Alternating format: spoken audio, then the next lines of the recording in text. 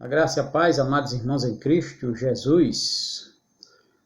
Vamos ao texto de hoje. Salmo 31, versículo 24. Diz assim: Sede fortes e revigore-se o vosso coração, vós todos que esperais no Senhor.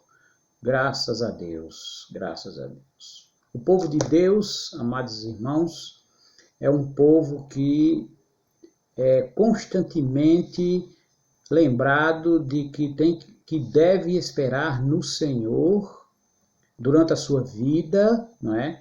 Para que não cometa o erro de tomar precipitadamente determinadas providências na sua vida, não é? E depois venha se arrepender de não ter ouvido a voz do Senhor, que conduz o seu povo pelo um caminho, conduz o homem, né, pelo um caminho de perfeição, né, um caminho onde, para quem segue o caminho, pode não ter flores, mas há um bom final no sentido de agradar a Deus, né, no sentido de não cair em precipício, no erro, no engano. Né? Como eu disse, pode ter dores, como teve com Cristo, com os apóstolos. Né? Paulo andou pelo um bom caminho depois que foi encontrado por Jesus Cristo, mas ele teve a cabeça decepada do seu corpo, né? É verdade. Mas ele não caiu em precipício desagradando ao seu Deus, porque Paulo, por exemplo, foi um homem que esperou em Deus. Esperou em Deus, como diz o versículo, foi forte, não é? E esperou no Senhor, porque teve o seu coração revigorado pela comunhão com o seu Deus. Isso é muito importante para nós. Eu me lembro aqui, queridos, amados irmãos, do povo de Deus lá no Egito, quando eles estavam como escravos, não é? Durante 400 ou 430 anos, né, Deus deixou aquele povo lá como escravo, mas Deus, assim como havia prometido ali aos patriarcas, Deus tirou aquele povo da escravidão. Só que Deus não levou aquele povo diretamente à terra prometida, não é? Deus deixou aquele povo 40 anos no deserto por diversos motivos. Um desses motivos nós vamos tratar aqui, que é justamente o fato de que ali no Monte Sinai, o povo parado ali, né, Deus teve que levar Moisés para entregar para Moisés aquelas tábuas, 2 tábuas com a lei, vamos dizer, os 10 mandamentos, o decálogo, não é verdade? E ali os preceitos da lei, ok? E o que o povo precisaria para a sua nova jornada, né, a sua vida de liberdade.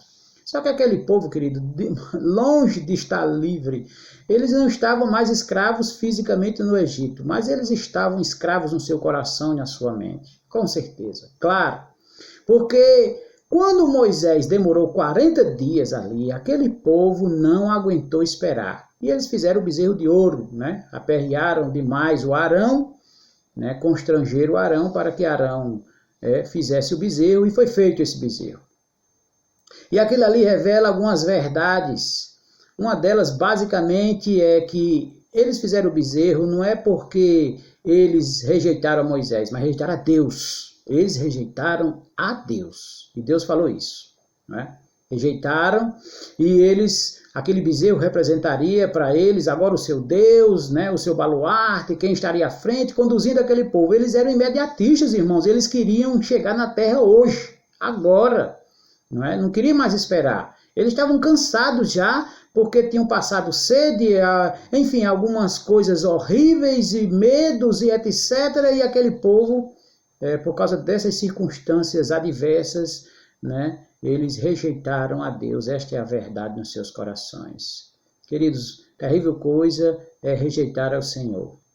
No meio das circunstâncias difíceis, não esperar em Deus. Vamos aprender aqui 3 verdades essenciais para nós, baseado nesse contexto, rapidamente, para o vídeo não ficar extenso, não é? Primeiro, esperar pela resposta de Deus revela o que o homem valoriza e revela o que esse homem adora.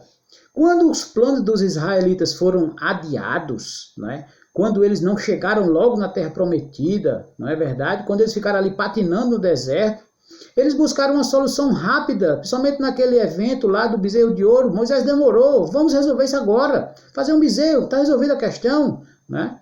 Eles procuraram uma gratificação instantânea para o seu problema. Por quê? Porque isso estava nos seus corações, era isso o que eles valorizavam. Preste atenção, era isso o que eles valorizavam. Né? Andar no deserto, esperar a terra prometida, esperar as promessas de Deus, pode revelar o que nós temos no coração, queridos. Não é fácil esperar. Todo mundo sabe disso.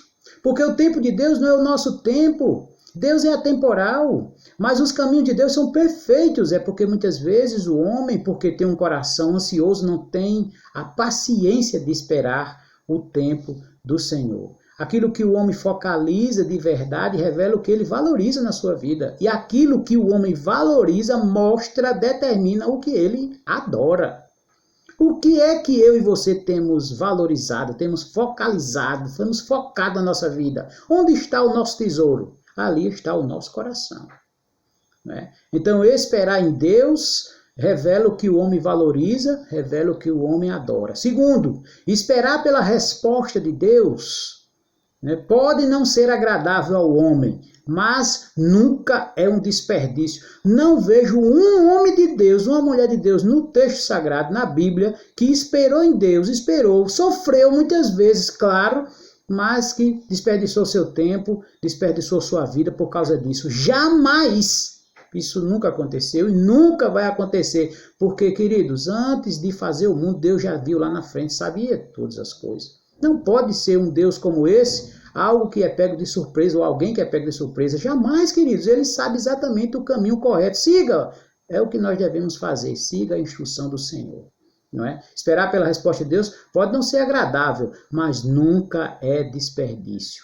Deus não estava retendo, no caso ali dos israelitas, não estava retendo a sua promessa àquele povo no deserto. Claro que não. Deus era muito pelo contrário, Deus estava preparando aquele povo para receber esta promessa.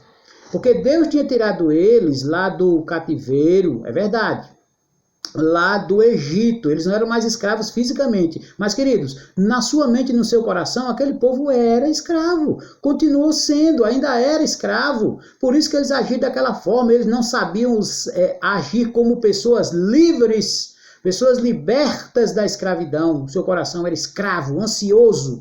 Pensava nas frutas, nos legumes que comiam. Mas era melhor daquele tempo. Por quê? Porque tinha comida. E a comida, naquele caso ali, do povo no deserto, muitas vezes falou altíssimo. Eles eram imediatistas. Às vezes passar um pouco de privações, ou bastante privações, mas sendo orientado por Deus, vai demonstrar refrigério lá na frente. E se não demonstrar, minha querida, meu querido, é a vontade de Deus, é perfeita. Deus não prometeu a Abraão que ele teria filhos de todas as nações. Abraão viu isso? Não, mas essa promessa deixou de valer na vida de Abraão? Claro que não, querido. Claro que não. Deus é Deus, ele sabe. Esperar por Deus pode não ser agradável, mas não é desperdício. Né? Como eu disse, porque o tempo de Deus não é o tempo do homem, não é? Deus pensa de forma diferente do nosso pensamento. O pensamento de Deus é perfeito, a vontade de Deus é perfeita. Né? Esperar pela vontade de Deus pode não ser agradável, mas não é desperdiçar tempo. Nunca leva o homem à mentira nem ao engano, porque a palavra de Deus é verdade, não é? A palavra de Deus é escudo e broquel. E em terceiro lugar, esperar pela resposta de Deus nos ajuda a focar na fidelidade de Deus, porque o mesmo Deus de antes é o Deus de hoje, o Deus de ontem é o Deus de agora, é o Deus de amanhã. Não mudou, não muda, nem sombra de variação nenhuma. O Deus que protegeu, guiou, orientou aquele povo o melhor possível, proveu todas as necessidades daquele povo no deserto, até chegar à terra prometida, é o mesmo Deus que enviou Jesus Cristo para morrer na cruz do Calvário, para benefício, para dar vida eterna e o benefício da sua maravilhosa presença a todos aqueles que são alcançados por essa paixão de Jesus Cristo. Se eu e você, se qualquer um de nós, se é que estamos cansados de esperar por algo da parte de Deus, nós temos que lembrar de dois verbos importantíssimos na língua portuguesa: procurar e relembrar. Procure as evidências de Deus, a presença de Deus em contato com a sua palavra, em oração. Procure as evidências, procure a presença de Deus. Relembre o que Ele fez por você no passado. Certamente há muitas coisas que Deus fez de forma extraordinária e maravilhosa para você. Isso certamente o ajudará a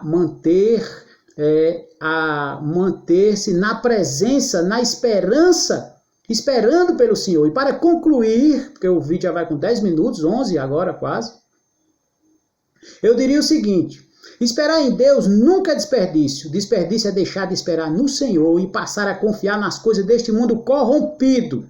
É um mundo perverso. Esse é um mundo influenciado pelo pecado e pelo diabo. Esperar em Deus é diferente de esperar no mundo. O mundo às vezes até oferece alguma coisa relativamente boa, mas depois vem o preço de se pagar, né? Depois vem a conta para se pagar.